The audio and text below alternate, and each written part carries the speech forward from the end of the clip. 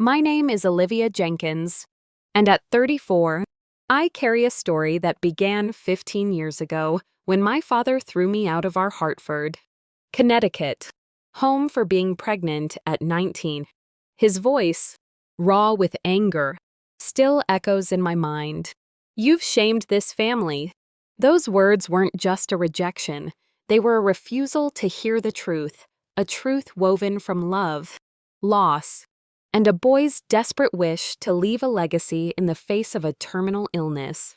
My family chose judgment over understanding, casting me out when I needed them most.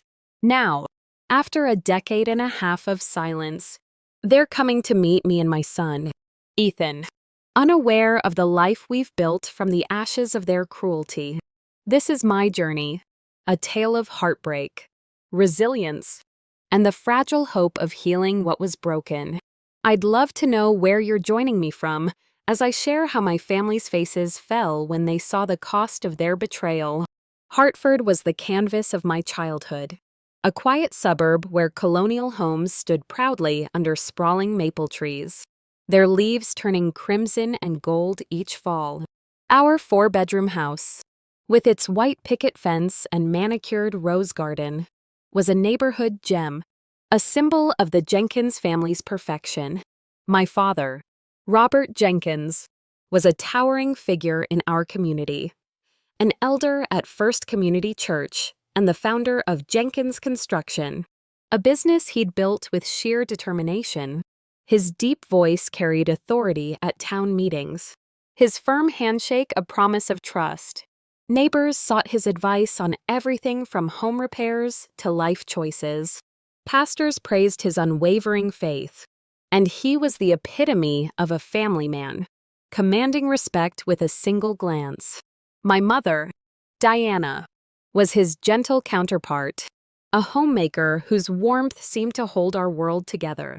Her homemade apple pies won ribbons at county fairs. Her garden of peonies and lavender featured in local newsletters for its vibrant beauty. Her laugh, soft and melodic, could ease any tension. And her Sunday dinners, served promptly at 6 on her grandmother's china, were a ritual of love that drew neighbors and friends. My brother, Michael, 2 years older, was the family's pride, a star quarterback, straight-A student, and youth group leader at church. At his football games, Dad's cheers, "That's my boy," rang through the stands, while I sat quietly beside him, yearning for a sliver of that pride, my presence often unnoticed. Our life looked flawless. Summer barbecues with neighbors, family game nights filled with laughter, and Sunday services followed by brunch at Maple's Diner, where Dad's booming stories drew smiles from waitresses and patrons alike. We were the Jenkinses, the family others envied, a postcard of suburban bliss. But beneath the polished surface, I felt the weight of unspoken expectations. Dad's stern glances when I questioned his rules, Mom's subtle nudges to be more like her, Michael's effortless success casting me in shadow. I loved them deeply, but I longed to be seen, not as a piece of their perfect image, but as Olivia, with my own dreams and voice. At 17, I met James Wilson in my junior year English class, paired for a project on Romeo and Juliet, an irony that would later haunt our love story. James was different, his warm brown eyes seeing past the shallow hierarchies of high school, his words thoughtful and deliberate, quiet yet confident. He volunteered at the local animal shelter, wrote poetry that made my heart ache, and played the cello with a passion that seemed to pull the stars closer. Our first study session at the Hartford Public Library stretched into 3 hours, our books forgotten as we shared dreams under the hum of fluorescent lights. "You see the world's hidden beauty, Olivia," he said, his voice steady, his gaze unwavering. I blushed, my heart stirring, feeling truly seen for the first time. We fell in love slowly, our bond deepening through late-night talks and shared silences. James dreamed of studying at Juilliard, his cello compositions already earning him a partial scholarship. I planned to attend NYU for nursing, imagining a future with a shared apartment in the city, late-night conversations, and adventures to places we'd only read about. Raised in religious households, we moved cautiously, prioritizing emotional intimacy over physical connection. Our rare kisses cherished moments of closeness. My parents approved of James, charmed by his polite manners and clear ambition. Dad even teased, "He's the only boy I'd trust near my daughter," a rare warmth in his tone that made me hope he'd embrace our love. But the summer after graduation brought a devastating blow. James's persistent fatigue and unexplained bruises led to a diagnosis: acute myeloid leukemia, aggressive and advanced. In a sterile hospital room at Hartford Hospital, holding his trembling hand, I listened as the doctor outlined his survival odds 30% at best. James asked calm, probing questions, his composure a shield, while I fought back tears, my heart raging against the unfairness. Alone later, in the hospital's quiet chapel, he broke down. "I'm not afraid to die. Live," he whispered, his voice cracking. "I'm afraid of leaving nothing behind, of being forgotten." His fear became my mission to ensure his light would endure, no matter what. Chemotherapy stole his curly hair, his strength, and his vibrant energy, but never his spirit. Between treatments, we'd sit by his hospital window, the faint outline of Hartford's skyline in the distance, dreaming of a future we both knew might never come. One crisp autumn day, as golden leaves fell outside, he squeezed my hand, his eyes fierce with determination. "I want to leave something of myself," he said. "A child. With you." We talked for hours, weighing the gravity of the decision, our faith, our fears, the life we'd create together. It wasn't a reckless choice. It was love staring down mortality, a vow to defy death's finality. 2 months later, I was pregnant. A mix of joy for James's legacy, terror at facing my parents, and sorrow that he might never hold our child. I planned to tell my parents with James by my side, waiting for a moment when he was stronger. But fate had other plans.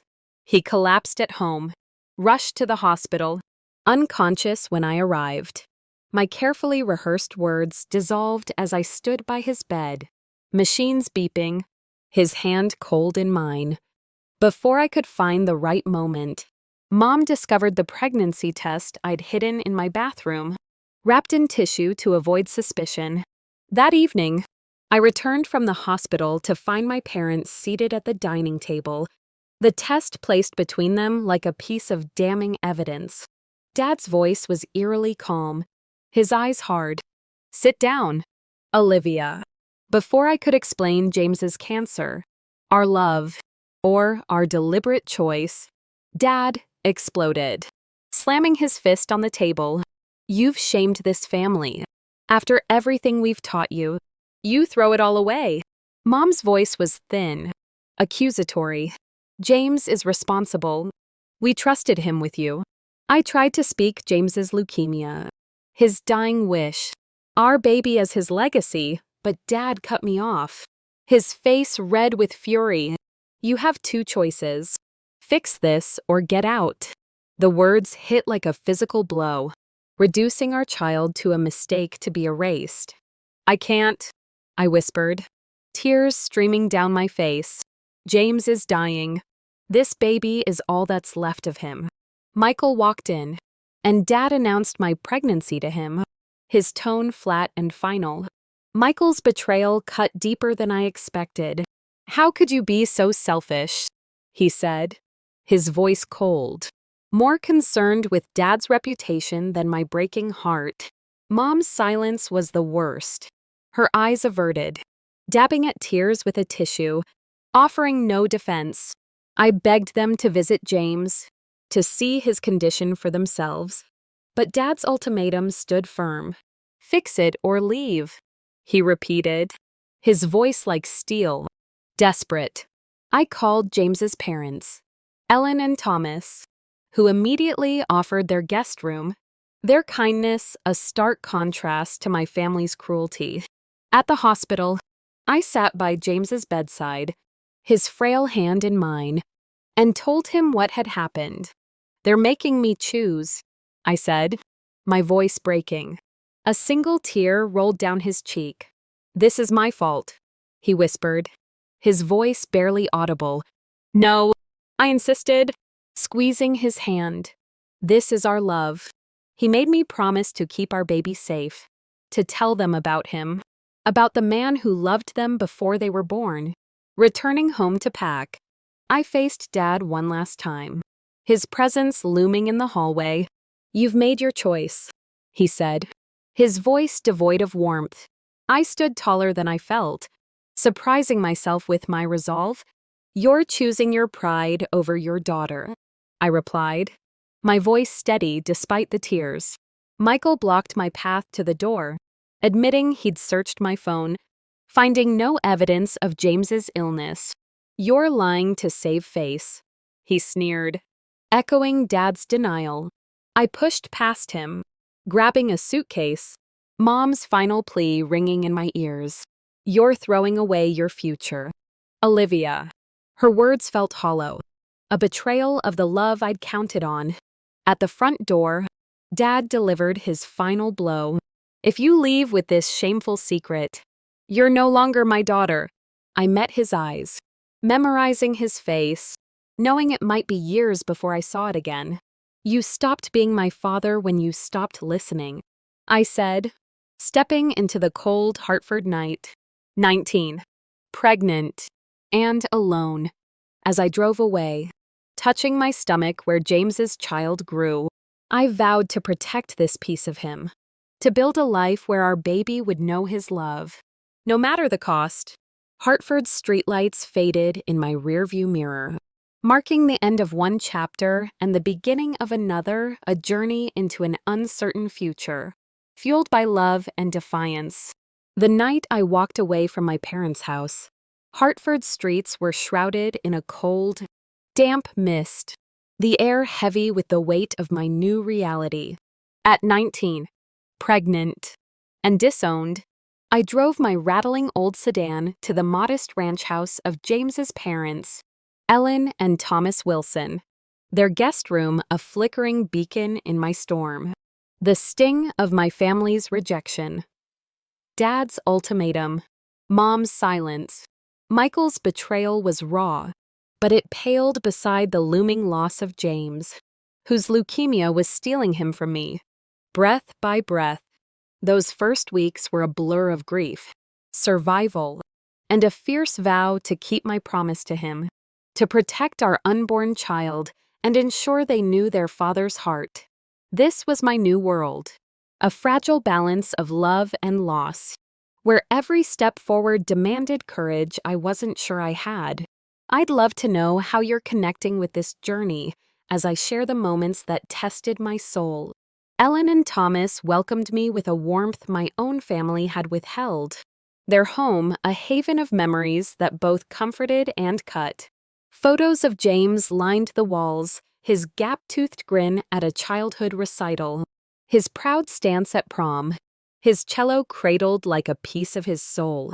Ellen's hugs, scented with chamomile from her tea, wrapped me in a mother's love I'd lost, while Thomas's quiet gestures setting out a mug of cocoa, fixing a squeaky door offered stability. But my heart lived at Hartford Hospital, where I spent every possible hour by James's side. The leukemia had ravaged him, his curly hair was gone, his frame skeletal, his once vibrant energy reduced to faint smiles. Yet his brown eyes, deep with love, still found mine, anchoring me in a world that felt like it was crumbling. The hospital's sterile halls, with their hum of machines and sharp antiseptic scent, became my second home. I'd sit by James's bed, holding his hand, reading him poetry from our English class days. Emily Dickinson, his favorite, his faint nods. My reward. Chemotherapy had weakened him, his organs failing despite the doctor's efforts. Some days, he'd muster the strength to talk about our baby, his voice soft but hopeful. "They'll have your courage. Live," he'd say, his fingers tracing my palm. "Tell them I loved them, even now." Other days, he was too tired to speak, and we'd sit in silence, the beeping monitors a cruel reminder of time slipping away. I'd bring small tokens, a photo of our library study spot, a maple leaf from the hospital courtyard, hoping to tether him to our shared past. One quiet evening, as the sun set over Hartford's skyline, James pulled me close, his voice barely a whisper. "Promise you'll tell our baby about me," he said, urgency in his eyes. About us. How much I wanted to stay. I nodded, tears falling, as he slipped a velvet box from under his pillow, a silver ring with a sapphire. His grandmother's, passed down with love. "I love you. Olivia Jenkins," he said, his voice briefly clear. "Always." I slipped the ring onto my finger, a vow to carry him forward. By morning, he was gone, the machines silent, his hand cold in mine. I sat there, our unborn child kicking, and felt my world collapse, the weight of his absence a physical ache. James's funeral at First Community Church was a haze of sorrow, made sharper by my family's absence. Their pew, where Dad once stood as elder, was empty, a silent confirmation of their rejection. I stood near the back, my pregnancy visible under my black dress, whispers from former classmates weaving false tales of my shame. Ellen and Thomas flanked me, their arms a shield, insisting I was family. "You're our daughter now," Ellen whispered, her voice breaking. But the judgment stung, a reminder of the community's expectations I'd once tried to meet. Returning to the Wilsons' home, I curled up in the guest room, James's ring on my finger, and sobbed, vowing to protect our child from such cruelty. 2 weeks later, premature labor struck, a terrifying 26-hour ordeal at Hartford Hospital. Ethan James Jenkins arrived 6 weeks early, 5 pounds 3 ounces, with James's dark hair and my nose, holding him in the NICU, his tiny chest rising under a tangle of tubes. I felt a surge of love and resolve. "You're our miracle," I whispered, renewing my promise to give him the life James and I had dreamed of. Ellen and Thomas were there, capturing his first moments with a disposable camera, their tears mixing with mine. But their move to Arizona for a job loomed, a loss I dreaded. "We'll send money. Visit often," Ellen said, holding Ethan close. "He's our piece of James." With the Wilsons gone, my world shrank. I found work at the Sunshine Diner, hired by Patty, a gruff manager who saw my desperation and offered a chance. The diner's neon glow and greasy air became my reality, tips barely covering diapers and formula. I took a second job stocking shelves at a 24-hour convenience store. 10 p.m. to 2 a.m. Exhaustion seeping into my bones. The weight of single motherhood was crushing, but Ethan's coups kept me going.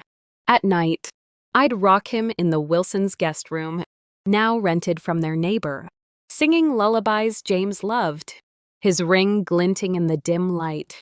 Melissa, a 25-year-old coworker at the diner and single mom to 4-year-old Zoe, noticed me dozing during breaks and learned I'd been sleeping in my car some nights, unable to afford rent.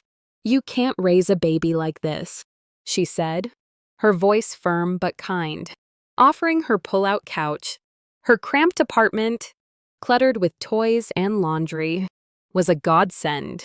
I took the couch, Ethan in a second-hand crib beside me, while Melissa and Zoe shared the bedroom. It was a fragile arrangement. Her landlord couldn't know I was there, but it was a home. The first since my exile. Melissa's quick wit, Zoe's giggles, and Ethan's growing smiles filled the silence my family had left. A patchwork family born of necessity. Postpartum depression hit like a tidal wave. Ethan's cries sometimes overwhelming me. I loved him fiercely. But grief for James and the relentless grind of survival left me hollow. At 3 months, I sent my parents a birth announcement, including a photo of Ethan, his eyes so like James's, hoping for a bridge. No response came. Gathering courage, I drove to their house one Sunday, Ethan in my arms, the familiar oak-lined street heavy with memory. Dad answered, his face grayer, his eyes hardening. "We're done here," he said, avoiding Ethan's gaze, and shut the door. Mom's silhouette appeared in the window, then vanished. Michael passed me in the driveway, his glance fleeting. A stranger's indifference, that rejection, sharp and final, fueled my resolve. I'd build a life for Ethan, no matter the odds. 6 months later, crisis piled on crisis. Melissa's landlord discovered me, threatening eviction if I stayed. Ethan spiked a 103-degree fever, his whimpers tearing at my heart, packing our belongings into trash bags. I drove to the ER, but my car broke down on the highway, smoke billowing from the hood. Alone, with a sick baby, I broke, sobbing against the steering wheel, feeling utterly defeated. A tap on my window startled me. Carmen Rodriguez, my high school Spanish teacher, her face etched with concern. "Olivia, what's wrong?" she asked. I poured out my story. Ethan's fever, the car, my homelessness. "Get in my car," she said firmly. "We're going to the hospital." At the ER, Carmen stayed as doctors diagnosed Ethan's ear infection, warning it could have spread to his brain without immediate care. As Ethan received antibiotics, I told Carmen everything: James's death, my family's rejection, my desperate struggle. "You're not alone anymore," she said, her voice resolute. "My basement's yours." Her Cape Cod home, with its herb garden and creaky floors, was a haven. The basement, with a daybed and a small window, was more than shelter. It was hope. Tucking Ethan in that night, his fever breaking, I felt a flicker of possibility. The road ahead was daunting, but with Carmen's kindness, I had a lifeline, a chance to keep my promise to James and build a future for Ethan. Carmen's basement was more than a shelter. It was the foundation of a new life, a place where I could finally look beyond mere survival. At 19, pregnant and broken, I'd vowed to honor James's memory by giving our child the future we'd dreamed of together. Now, with Ethan safe and a roof over our heads, I could begin to rebuild. Carmen Rodriguez, my high school Spanish teacher turned guardian angel, saw potential in me. I'd forgotten. "You're meant for more than scraping by." "Olivia," she said over dinner, her voice steady, her eyes piercing through my doubts. "What about nursing school?" The dream, once shared with James under Hartford's starry skies, felt like a distant echo, but Carmen's faith and Ethan's growing laughter gave me the courage to reach for it. This was my chance to rise from the ruins of rejection, to create a legacy of love and strength for my son. I'd love to hear what keeps you going through tough times as I share how I found my footing again. Carmen's Cape Cod home, nestled in a quiet Hartford neighborhood, was a world away from my parents' pristine colonial.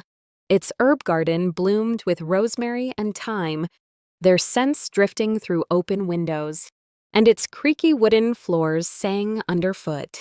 The basement, with a simple daybed, a portable crib, and a small window spilling morning light, was modest but warm, a cocoon where Ethan and I could heal. Carmen became our anchor, watching Ethan while I worked evening shifts at Sunset Pines, an assisted living facility that offered better pay than the Sunshine Diner. The residents' stories of lost loves, survived wars, and rebuilt lives reminded me that hardship could forge resilience. Mrs.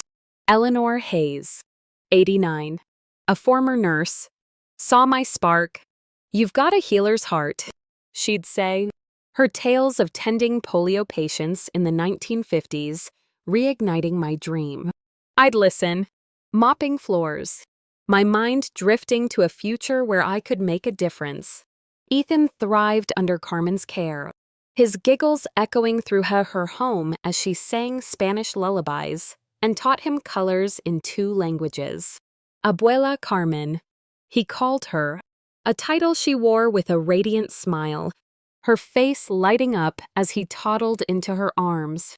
At 3, Ethan showed signs of brilliance, reading picture books from the Hartford Library and speaking in full sentences with a clarity that startled me. His musical talent emerged early, his tiny fingers finding melodies on Carmen's upright piano, a dusty relic in her living room. I'd watch, tears welling, as he played simple tunes, seeing James's passion in every note, a living reminder that love could endure beyond death. "He's got music in his soul," Carmen said, her voice soft, and I nodded. Knowing it was James's gift to him, I enrolled in community college for nursing prerequisites, a grueling balance of classes, work, and motherhood. Carmen's dining table became our command center, littered with financial aid forms, textbooks, and coffee mugs. "Your dreams didn't die with James," she told me one late night, her hand on mine. "They're more vital now." For Ethan, the coursework tested my limits biology labs, late-night essays, anatomy diagrams scrawled while Ethan napped, but his presence was my anchor. I'd read him my notes, his curious eyes wide, his giggles a melody that eased my exhaustion. On weekends, we'd walk to Bushnell Park, Hartford's green heart, where Ethan chased pigeons and I whispered promises of a better life under the shade of ancient oaks. 6 months into this new chapter, a certified letter arrived from a law firm, its weight heavy with meaning. James had taken out a $25,000 life insurance policy, naming me and our unborn child as beneficiaries.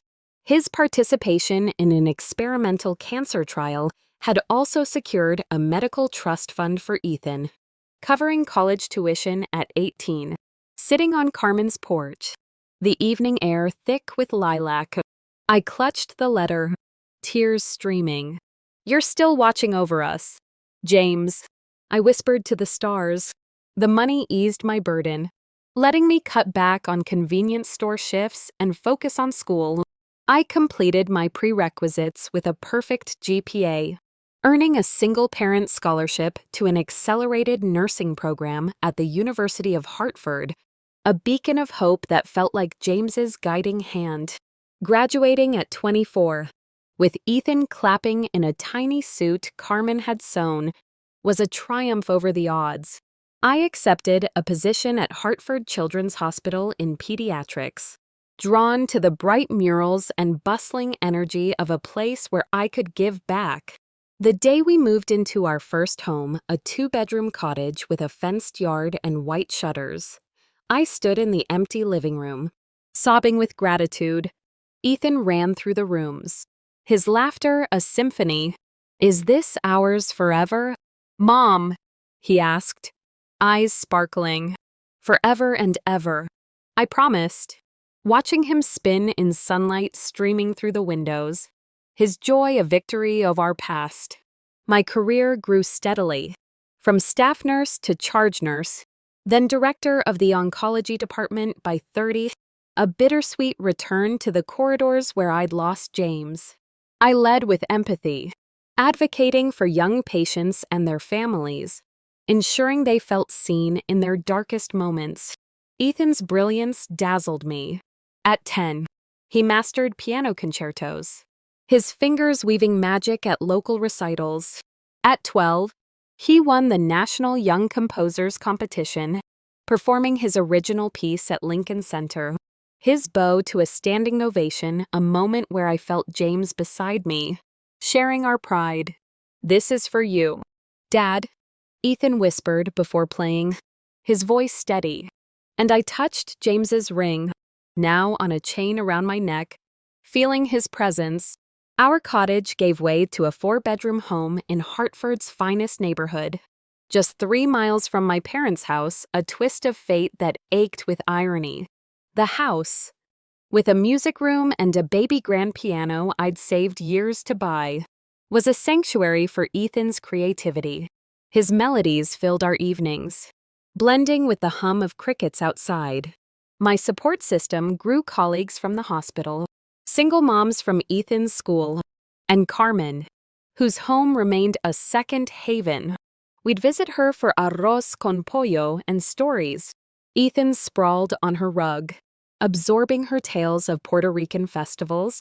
Ellen and Thomas, James's parents, flew in from Arizona, their visits filled with James's stories, his cello mishaps, his poetry keeping him alive for Ethan. "He's got James's hands," Ellen said, watching Ethan play, her voice tender. A letter from the pharmaceutical company behind James's trial changed everything.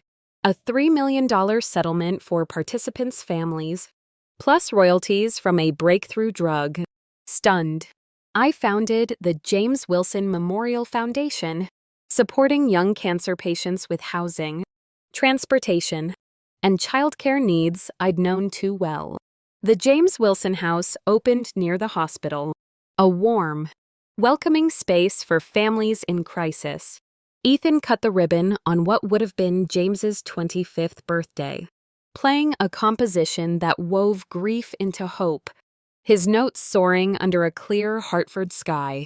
Local news covered the event, sharing our story and Ethan's music.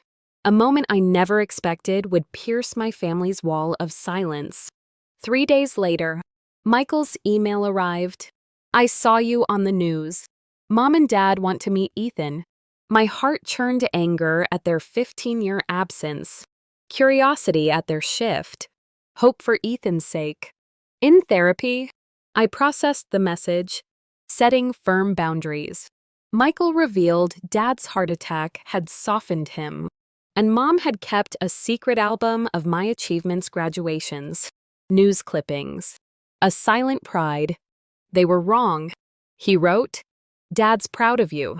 I explained to Ethan, now 13, about his grandparents' absence, careful to balance truth with possibility.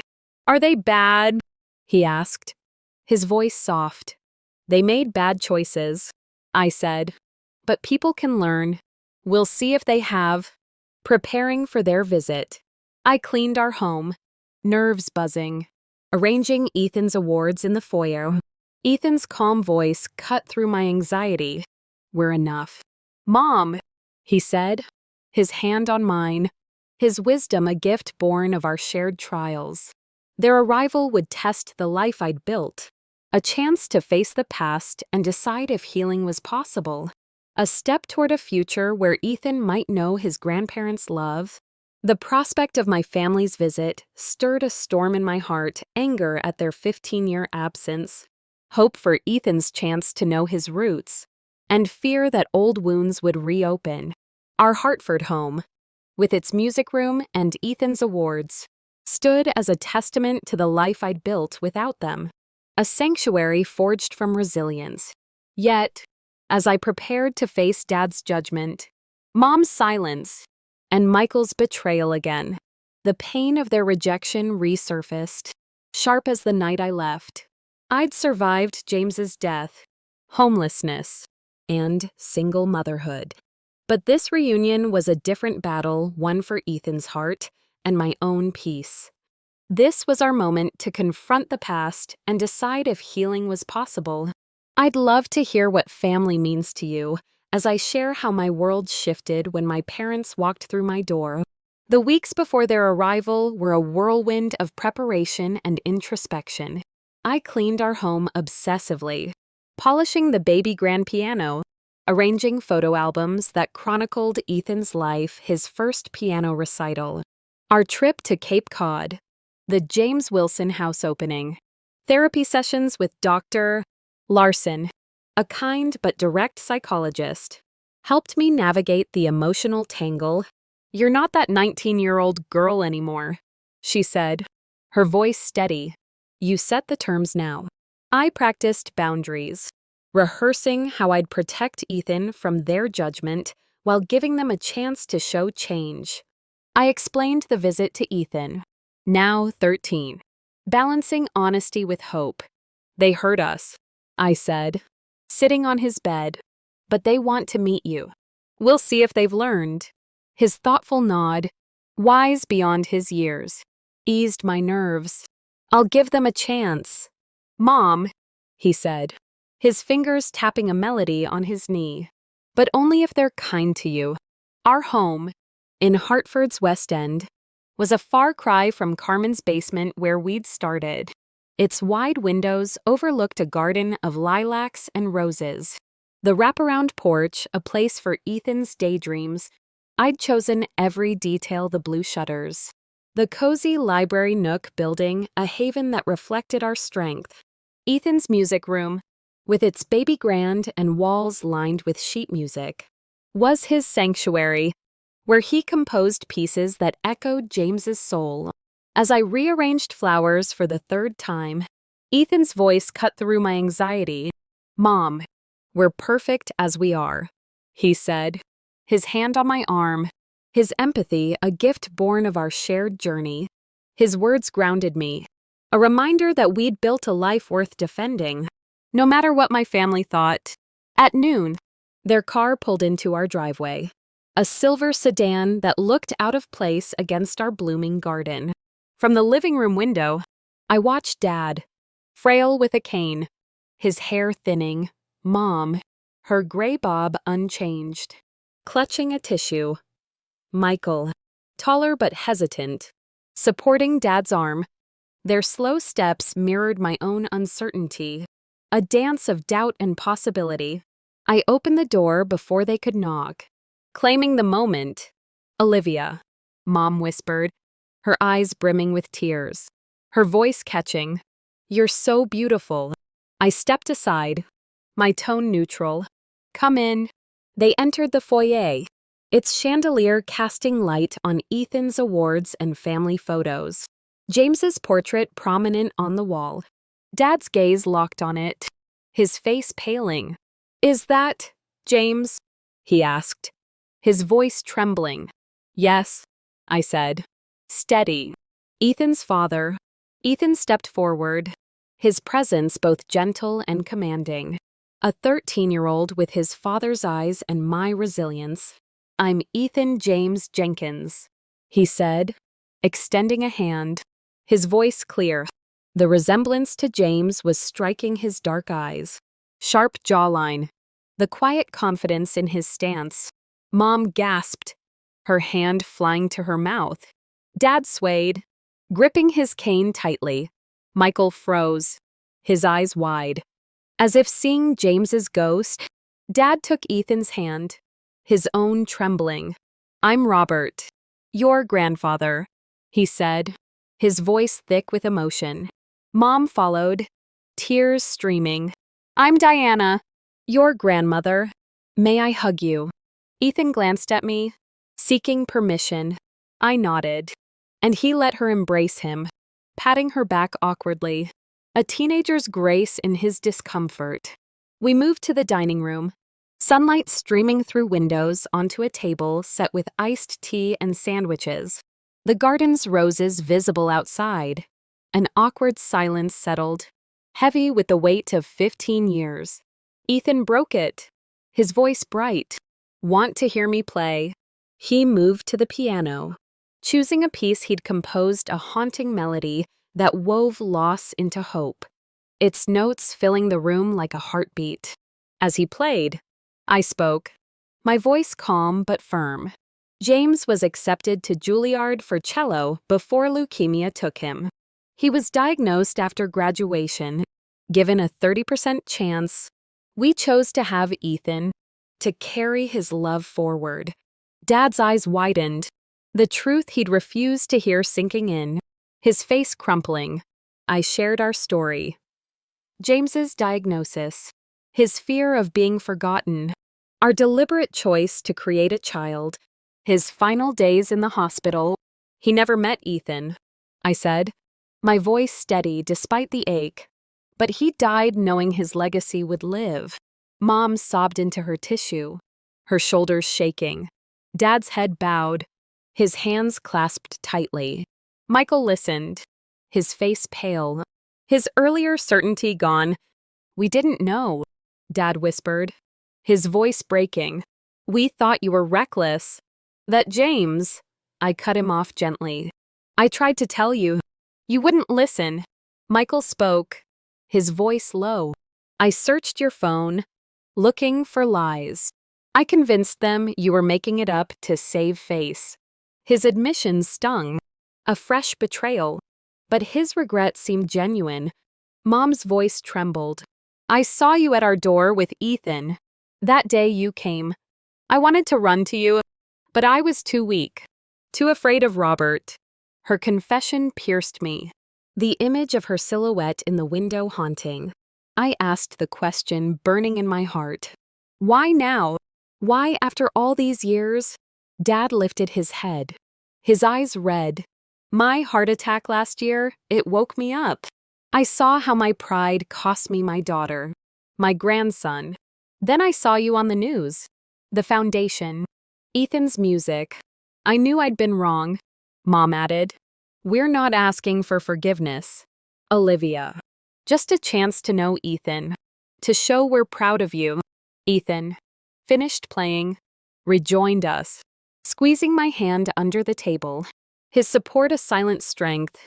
I didn't do it alone, I said, my voice softening. James's parents, Ellen and Thomas, took me in. Carmen gave us a home. Friends, colleagues, they were my family when you weren't. Ethan smiled, his voice bright. And you had me, Mom. He fetched a photo album, narrating our life, his recitals, our Paris trip, the James Wilson House ribbon cutting. I got into Juilliard's pre-college program, he said, showing a certificate, his pride quiet but fierce. Like my dad, Dad's eyes glistened, a tear escaping. James would be so proud. Ethan. So are we? Their words stirred a mix of hope and caution. I stepped to the kitchen, needing a moment, touching James's ring on its chain, whispering, we're okay. From the dining room, Ethan's voice carried, sharing stories of his music camp. Mom's gentle questions, Dad's odd responses. Michael's quieter tone joined in, asking about Ethan's compositions. It was a scene I'd never imagined a family, fractured but present, their voices weaving a fragile thread of connection. The past couldn't be erased, Dad's ultimatum, Mom's silence, Michael's betrayal still lingered, shadows in my heart. But this moment held possibility, a chance to build something new, not for me, but for Ethan, who deserved to know his grandparents' love. However imperfect, I returned, offering a small smile. Would you like to see Ethan's music room? I asked, guiding them to the space where his creativity thrived. Ethan played a brief piece, Dad nodding in awe, Mom clapping softly. As they marveled at his talent, I saw glimpses of the parents I'd once loved. Dad's pride, Mom's warmth buried under years of mistakes.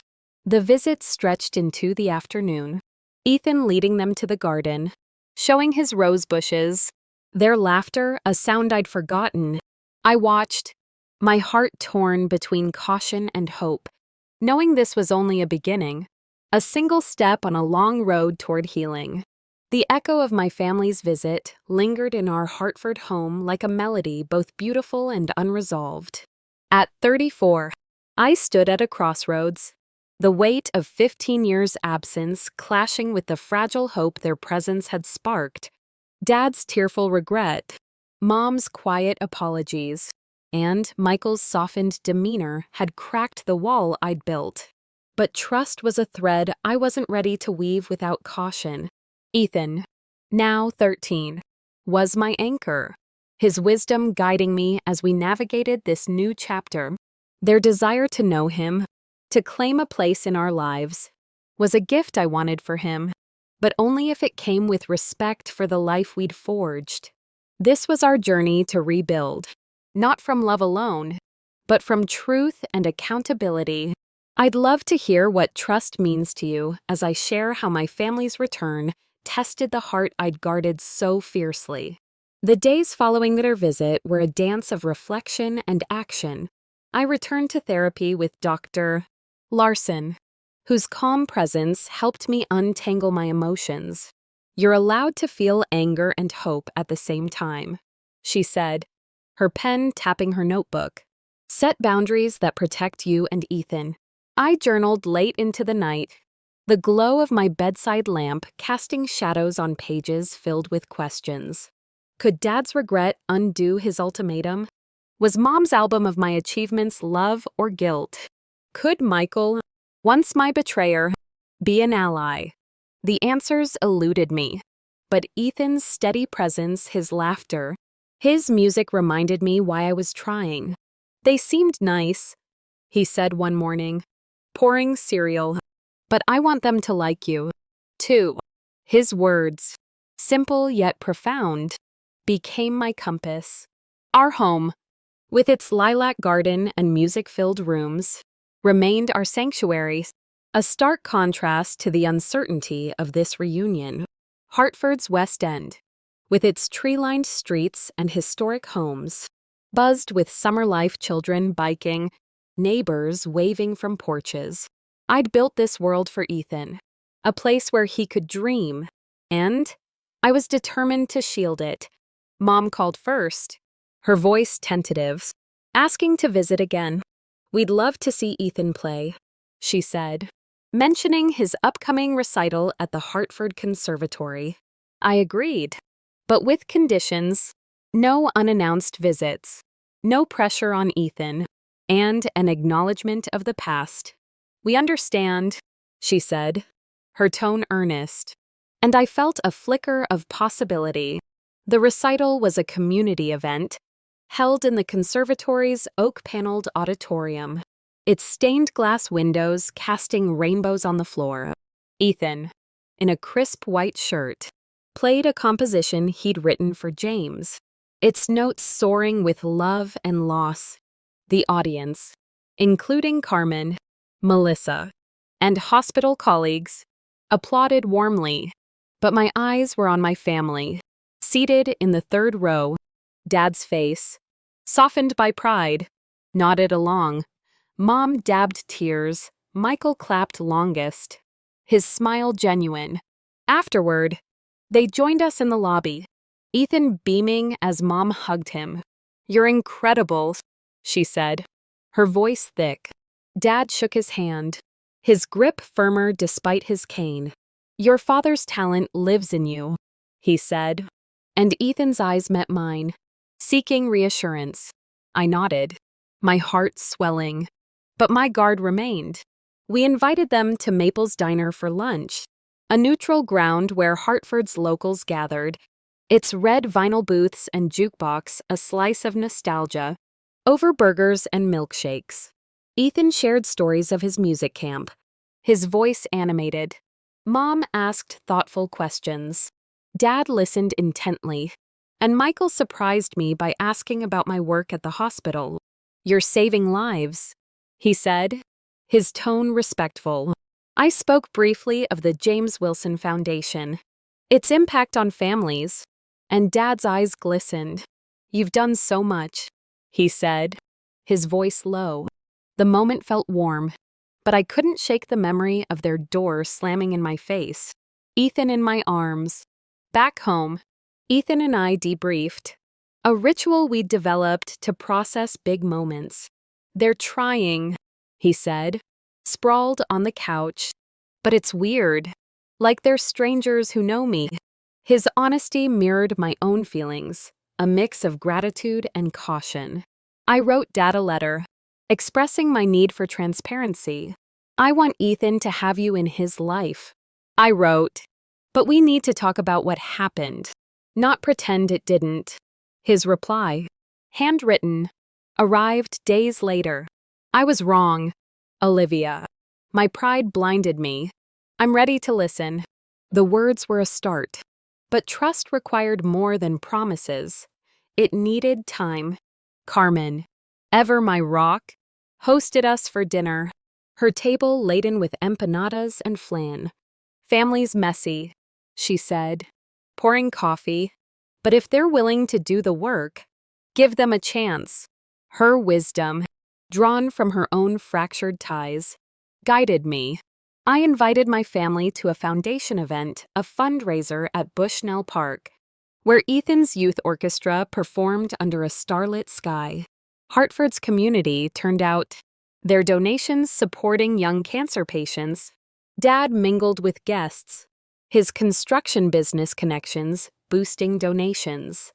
Mom helped with setup, her efficiency a reminder of her homemaking days.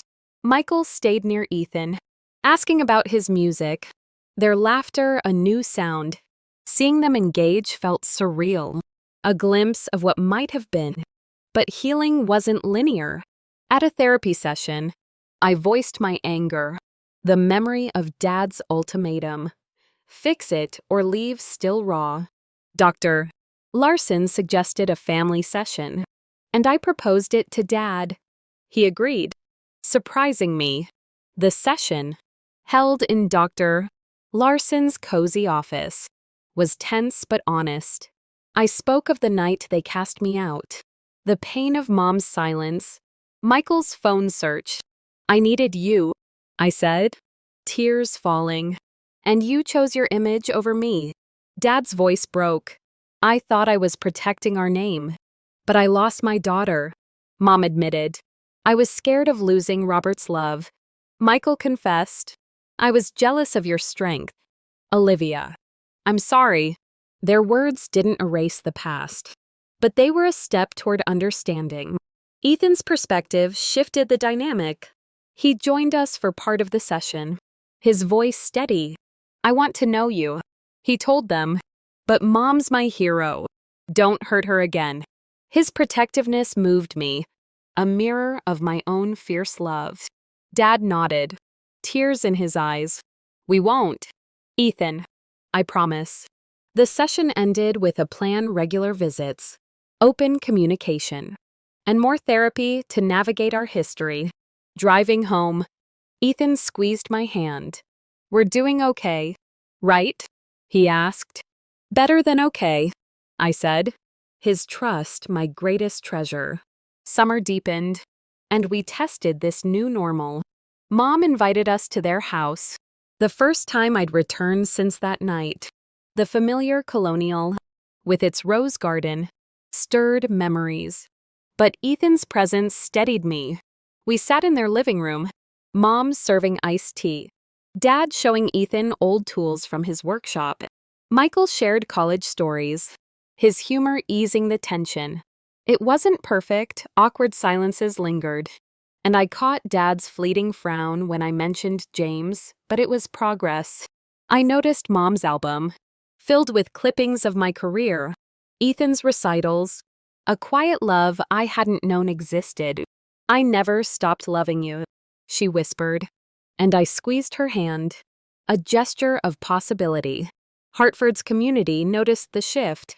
At a hospital gala, colleagues whispered about my parents' presence, their pride evident as I accepted an award for the foundation. Carmen, ever watchful, pulled me aside.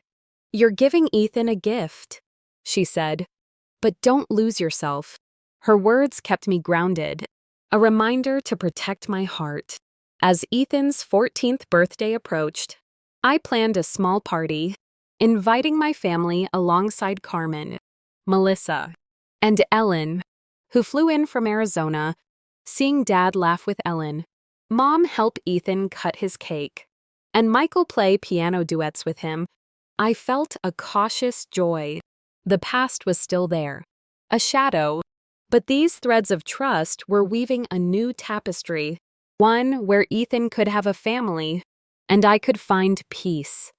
As summer faded into Hartford's crisp autumn, the threads of trust we'd begun weaving with my family grew stronger, yet remained delicate, tested by time and memory. At 34, I stood in a life rebuilt from the ruins of rejection. My son Ethan, now 14, the heartbeat of my purpose. The James Wilson Foundation thrived. Ethan's music soared, and my parents' presence, once a painful absence, was becoming a cautious gift. Dad's regret, Mom's quiet love, and Michael's efforts to connect were stitching a new pattern into our lives. But each step forward carried the weight of the past. This was our journey to deepen those bonds, to balance forgiveness with vigilance, and to honor James's legacy while embracing the present. I'd love to hear what family traditions mean to you as I share how we wove a new tapestry from our fractured history. The months following Ethan's birthday party marked a shift. Regular visits with my family became a rhythm. Sunday dinners at their colonial home, where Mom's roast and Dad's stories filled the air, or afternoons in our garden, Ethan teaching Dad to prune roses. These moments, once unimaginable, were now tentative traditions. Mom's album, filled with clippings of my nursing career and Ethan's recitals, sat on their coffee table. A silent apology I was learning to accept. I kept every article, she admitted one evening, her voice soft. And I nodded, the ache of her silence easing slightly. Dad, his health steadier, shared tales of his construction days. His pride in Ethan's discipline evident. Michael, now a financial advisor, offered to help Ethan plan for college, a gesture that surprised me with its sincerity. Hartford's fall was a canvas of color, maples blazing red along the Connecticut River, their reflections dancing in the water. Our West End home, with its lilac bushes and music room, was a hub of activity. Ethan's schedule grew demanding. Juilliard's pre-college program required weekend trips to New York, where he honed his compositions under mentors who saw his father's genius in him. I feel Dad when I play, he told me after a masterclass, his voice quiet, James's ring on a chain around his neck. His talent drew attention. A local composer invited him to score a community play, a project that lit his eyes with purpose. I drove him to rehearsals at the Hartford stage. The theater's warm lights and velvet seats, a world James would have loved. My heart swelling with pride and loss. The James Wilson Foundation expanded, fueled by the settlement and community support. We opened a second house in New Haven, offering families free lodging during cancer treatments. I led the ribbon cutting, Ethan playing a new piece, his notes weaving hope into the crisp air. Dad attended, his construction firm donating materials, a quiet amends for his past. This is what matters, he said, gripping my hand, his eyes on Ethan. Mom volunteered at the house, organizing family game nights, her warmth a balm for weary parents. Their involvement moved me, but I stayed cautious. Therapy with Dr. Larson reinforcing my boundaries. You're building something real, she said, but it's okay to guard your heart. Challenges arose, testing our progress. At a Sunday dinner, Dad mentioned a church acquaintance who'd asked about my wild years, his tone defensive but careless. The comment stung, a reminder of the judgment that had exiled me. Those weren't wild years, I said, my voice firm. They were survival, raising Ethan alone. Mom touched Dad's arm, silencing him, and apologized. We're still learning, she said, her eyes earnest. Ethan, ever perceptive, changed the subject. asking Michael about his college football days, easing the tension. Later, he hugged me. "You're my hero." "Mom," he said, his words a shield against the past's shadows. We created new traditions to bridge our worlds. Thanksgiving at our home was a blend of old and new: Mom's apple pie, Carmen's arroz con gandules, Melissa's cornbread, and Ethan's piano performance, a medley of holiday tunes. Ellen and Thomas joined from Arizona. Their stories of James, his teenage pranks, his cello dreams keeping him alive. Dad listened, his face soft, and later pulled me aside. "I misjudged James," he said, his voice thick. "I'm sorry." The apology, simple but heavy, was a milestone, one I hadn't expected. I nodded, tears in my eyes, feeling a piece of my anger dissolve. Ethan's growth was my joy and challenge. At 14, he navigated adolescence with a grace that amazed me. But his questions about family deepened. "Why did Grandpa kick you out?" he asked one night, his voice curious but calm. I shared the truth. Dad's pride, Mom's fear, the misunderstanding about James careful to honor his connection to them. "They're different now," I said, "but we keep them honest." He nodded, his trust in me unwavering. His music became his voice, a composition for the Foundation's gala, earning a standing ovation. Its melody a tribute to James's love. "This is for my dad and Mom," he said, bowing, and I fought tears.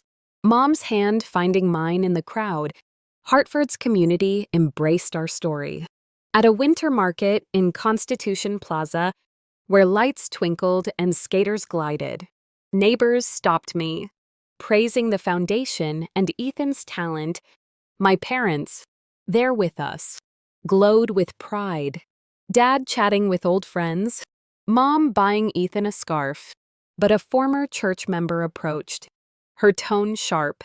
"You've come far, Olivia, despite your mistakes." Before I could respond, Michael stepped in. "Her only mistake was trusting us to support her," he said, his voice firm. His defense, unexpected, warmed me, a sign of his growth. Therapy sessions continued, now including Ethan occasionally. He spoke of wanting a bigger family but fearing hurt. "I like Grandpa and Grandma," he said, "but Mom's my home." Dad, in a separate session, shared his guilt, recounting the night he disowned me. "I thought I was right," he said, tears falling. "I was so wrong." Mom admitted her silence stemmed from fear of losing Dad, a vulnerability that humanized her. These conversations, raw and painful, built understanding. Though trust remained a work in progress, Christmas brought a test. Mom invited us to their church's candlelight service, a tradition I'd loved as a child. I hesitated, memories of judgment lingering. But Ethan wanted to go. The sanctuary, aglow with candles, was as I remembered, its hymns stirring nostalgia. Ethan sat between me and Mom, his voice clear in silent night. Dad, beside us, sang softly, his hand brushing mine, a gesture of peace.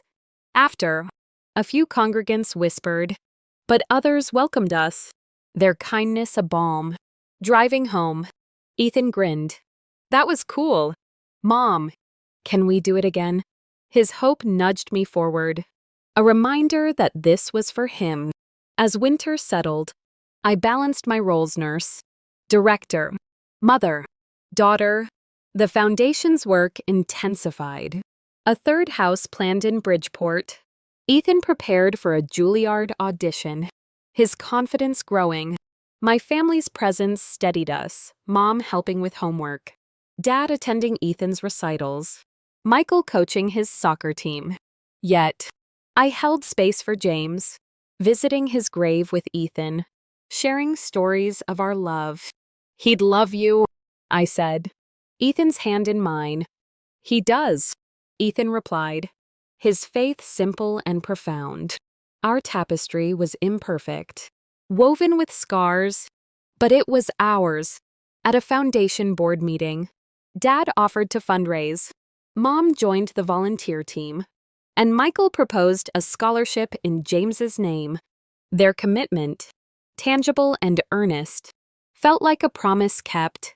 As Ethan practiced a new piece, its notes drifting through our home, I touched James's ring, whispering, "We're building something beautiful." The past remained, but the present was a gift, a chance to love and be loved, one careful stitch at a time. As Hartford's winter gave way to the tender bloom of spring, the bonds with my family deepened, their presence a melody that had once been silent but now hummed steadily in our lives. At 34, I stood in a world transformed by resilience. My son Ethan, now 14, the heart of every choice I'd made. The James Wilson Foundation was a beacon of hope, Ethan's music a bridge to his father's legacy, and my parents' return, once a wound, was now a source of cautious joy. Dad's apologies, Mom's quiet devotion, and Michael's growing role as an uncle wove a harmony I hadn't dared dream of. Yet, each note of this new song carried echoes of the past, a reminder to hold love close but never blindly. This was our journey to embrace the present while honoring the scars that shaped us. I'd love to hear what milestones matter most to you as I share how our family found its rhythm. Spring in Hartford painted the city in soft greens, the Connecticut River sparkling under April's sun, cherry blossoms dusting the streets like confetti. Our West End home, with its rose garden and music room, was a haven where Ethan's compositions filled the air, each note a testament to James's enduring presence. Ethan's Juilliard pre-college program was a whirlwind, his weekends spent in New York, returning with stories of mentors and new chords. His biggest challenge loomed, an audition for Juilliard's full program, a dream James had held, now within Ethan's grasp. "I'm nervous, Mom," he admitted, practicing a complex sonata, his fingers dancing on the baby grand. "But I feel Dad with me." I hugged him, touching James's ring on its chain. "He's always with you," I said, my voice thick, knowing this was their shared legacy. The James Wilson Foundation flourished. Its 3 houses in Hartford, New Haven, and now Bridgeport serving dozens of families. I spearheaded a national campaign, speaking at conferences, my story of loss and triumph resonating with donors. Dad's construction firm built the Bridgeport house pro bono, his crew working weekends, a quiet amends that spoke louder than words. Mom ran workshops for parents, her empathy a gift honed by years of regret. Michael launched the James Wilson Scholarship, funding music lessons for cancer patients, inspired by Ethan's talent. "It's the least I can do," he told me, his eyes earnest. And I saw the brother I'd once lost, now found. Family moments grew richer. We started a tradition of Saturday hikes in Talcott Mountain State Park, its trails winding through forests to views of Hartford's skyline. Ethan led the way, his laughter echoing, while Dad, steadier without his cane, shared stories of building the city's landmarks. Mom packed picnics, her homemade lemonade a taste of my childhood. And Michael teased Ethan about his soccer skills, their bond deepening. One afternoon, Dad paused, winded, and looked at me. "I missed so much," he said, his voice low. "Thank you for letting us back." I squeezed his hand, the past still there but softer, its edges worn by time. Ethan's Juilliard audition was a milestone that united us. We drove to New York, my family insisting on joining Dad in a suit, Mom with a camera, Michael carrying Ethan's sheet music. The Lincoln Center's halls were daunting, but Ethan, in a crisp blazer, was calm, his resemblance to James striking. He played a piece he'd written for my father, its melody weaving love, loss, and hope. The judges' faces, usually stoic, softened, and I gripped Mom's hand, tears falling. Afterward, Ethan emerged, grinning. I did my best. Mom, he said, and Dad pulled him into a hug, his pride radiant. You're a star, he said, and Ethan beamed, the weight of the moment shared. Hartford's community rallied around Ethan's journey at a foundation fundraiser in Bushnell Park, where tents glowed under fairy lights.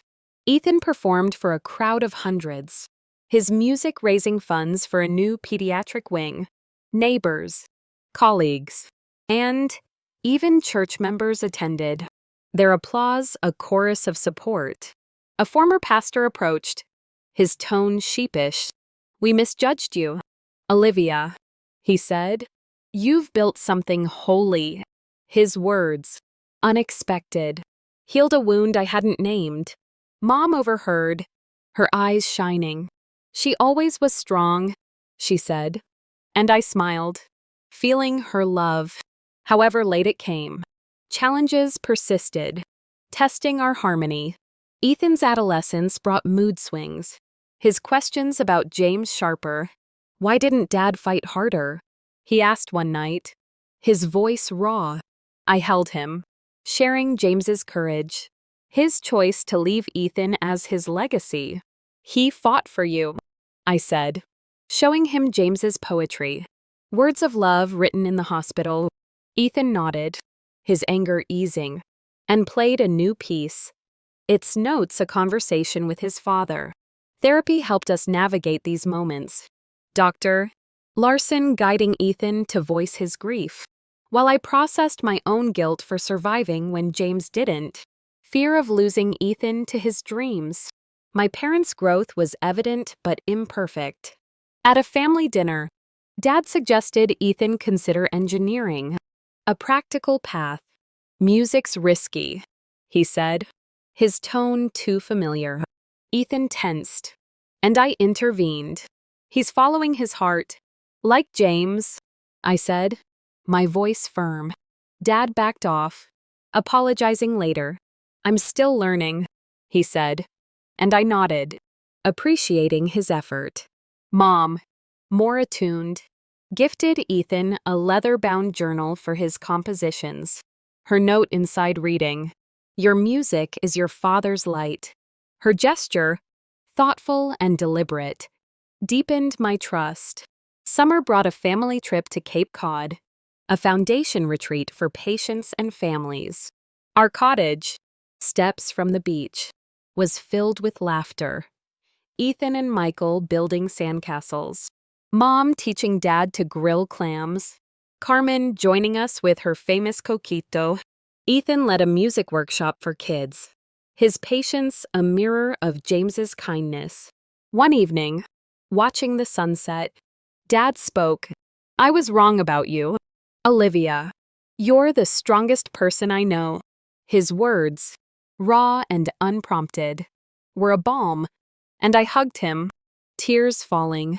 Mom joined us, her arms around us both, and Ethan snapped a photo, capturing a moment I'd cherish. Back in Hartford, Ethan's Juilliard acceptance arrived, a letter that left us cheering. I'm in, Mom, he shouted, and I spun him around, my heart soaring. My family celebrated with us. Dad toasting Ethan's future, Mom baking his favorite cake. Michael offered to help with tuition, a generosity that moved me. As Ethan practiced for his first semester, I reflected on our journey, my exile at 19, James's loss, Ethan's birth in crisis, and now this, a life rich with love, visiting James's grave. I spoke to him, Ethan by my side. We made it, I said, his ring warm against my skin. Ethan added, Thanks, Dad, his voice steady, his music a living tribute. The foundation's impact grew. A fourth house planned in Stamford, I balanced its demands with motherhood, my hospital role, and family ties. Carmen, ever wise, reminded me to rest. "You've carried enough," she said, her kitchen warm with coffee scent. Ellen's visits from Arizona brought James's stories, her pride in Ethan a gift. As Ethan's 15th birthday neared, I planned a concert at the foundation, his music the centerpiece, my family helping organize, their commitment. Dad's fundraising, Mom's decorating. Michael's logistics was a testament to our growth, a harmony built on time, truth, and love. Standing in our music room, Ethan's notes drifting, I saw our life as a symphony discordant at times, but resolving into beauty. The past, with its pain, was part of us, but the present was a gift, a chance to live fully.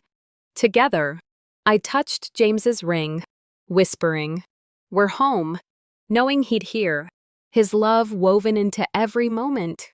As Hartford's spring blossomed into the golden warmth of early summer, our family's journey reached a crescendo, a harmony built from the ashes of a painful past. At 34, I stood in a life I'd crafted through love and grit.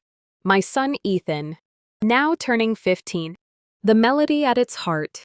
The James Wilson Foundation was a lifeline for countless families. Ethan's music, a beacon of his father's legacy. And my parents' presence, once a void, was now a steady note in our song. Dad's redemption, Mom's quiet love, and Michael's brotherhood had transformed our fractured history into a symphony of healing. This was our moment to celebrate, to reflect, and to embrace a future where love, not loss, defined us. I'd love to hear what closure means to you as I share how our story found its final, beautiful chord. Ethan's 15th birthday was a milestone we planned with care. A concert at the James Wilson House in Hartford, where his music would honor James and support the Foundation's mission. The event, set for a June evening, drew our community hospital colleagues, Foundation families, neighbors, and my family, who'd become integral to our lives. The house's garden, strung with fairy lights and blooming with roses, was a stage for Ethan's talent and our shared redemption. Preparing for the concert, I felt a mix of pride and peace, the weight of 15 years' rejection, loss, survival lifting as I watched Ethan rehearse, his fingers dancing on the piano, his smile bright with purpose. Hartford's summer was vibrant, the city alive with festivals along the Connecticut River, its banks lined with food trucks and laughter. Our West End home, with its lilac bushes and wraparound porch, buzzed with preparations. Ethan, now a Juilliard student, balanced school with foundation work, mentoring young musicians in our programs. His maturity awed me. He'd grown from the premature infant I'd held in the NICU into a young man whose music spoke of love and resilience. "This concert's for Dad," he told me, adjusting his sheet music. "And for you, Mom." His words, simple yet profound, were a gift, a reminder that our bond was the heart of every triumph. The Foundation's impact was undeniable, its 4 houses serving hundreds. With plans for a 5th in New London, I'd become a national advocate.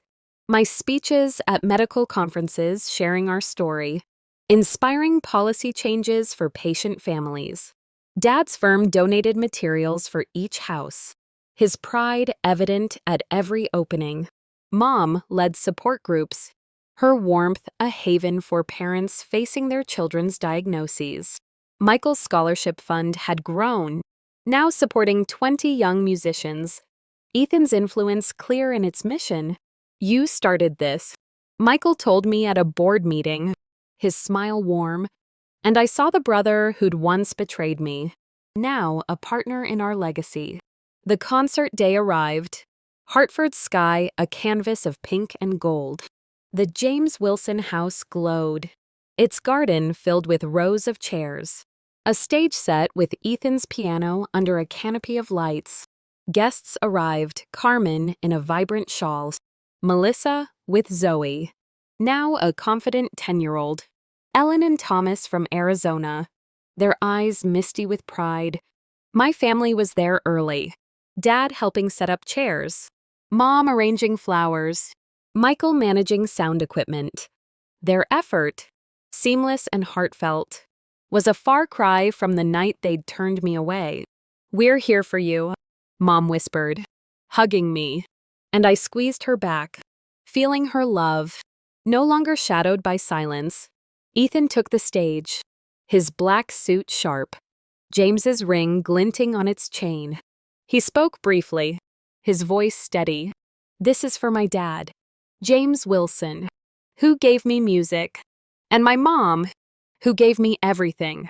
The crowd hushed as he played, a suite he'd composed legacy of love, its movements tracing our journey.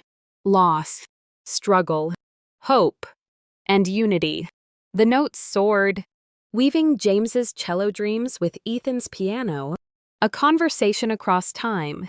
I sat between Dad and Mom, their hands finding mine, tears falling as Ethan's music told our story. Carmen dabbed her eyes.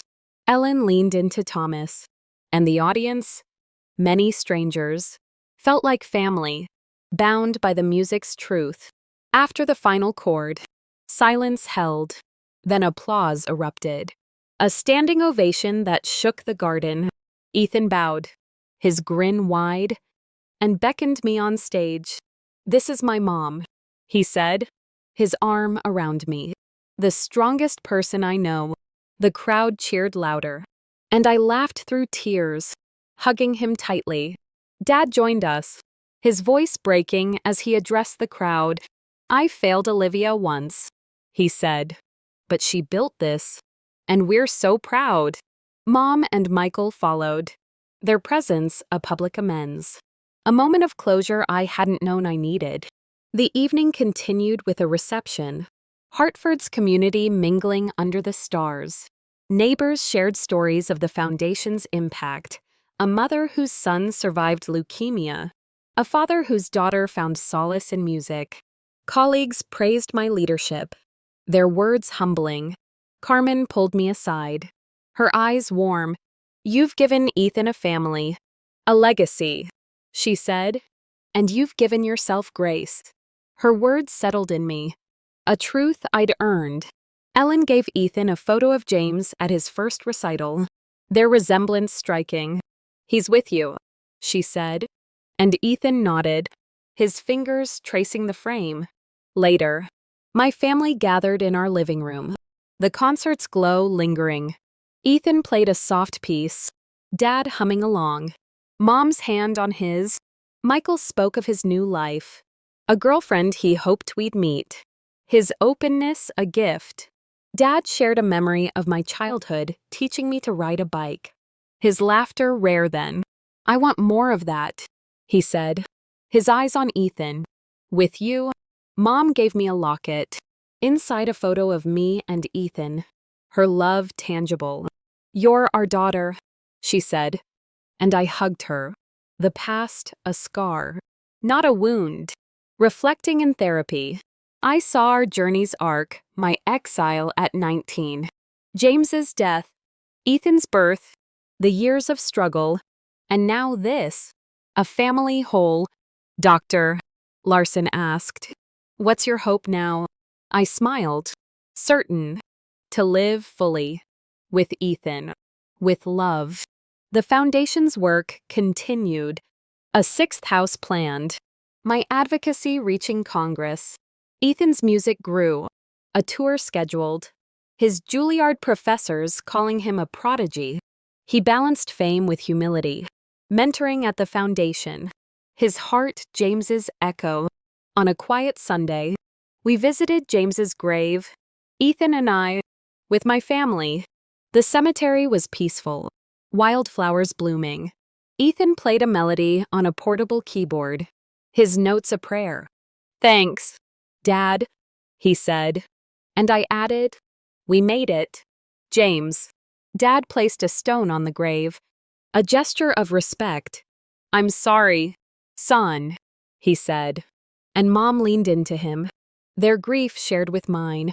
Michael stood with Ethan, their bond a new strength. As we left, Ethan squeezed my hand. "We're a good family."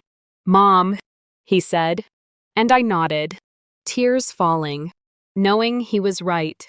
Hartford's summer deepened. Our home, a hub of love. Ethan's music. Mom's visits.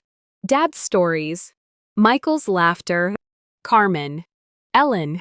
Melissa wove through our days. Their support a constant. The foundation's legacy lived in every child we helped. Every note Ethan played.